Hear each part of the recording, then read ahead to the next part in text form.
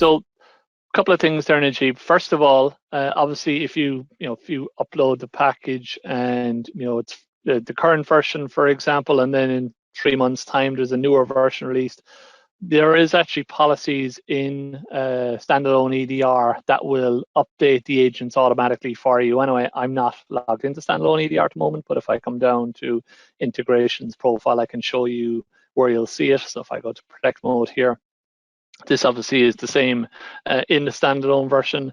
But if you go to the Sentinels tab within the standalone version, and if you look at your upgrade policy section there, so this is where you see your endpoints and your policies on your site basis or your account basis, you can see that there is maintenance windows that you can fire. So basically it's set to automatically update when a new version is available. Now, if you don't want that extra load happening, I think also if you go to the automation cookbook and if you search for deploy EDR, there isn't a deploy EDR script here.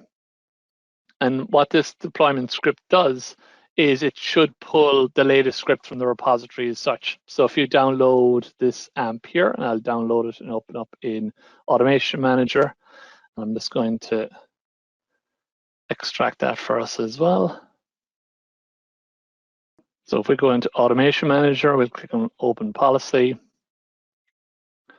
We'll click on our downloads, EDR deployment, EDR deployment.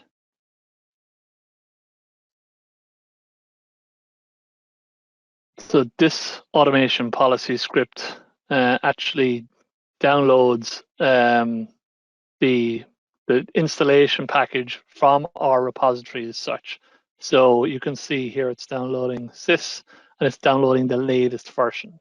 So if you use this automation policy, which is available from the Automation Cookbook, Najib, as opposed to just uploading the installation package and deploying from EDR, that should download the latest version available for you.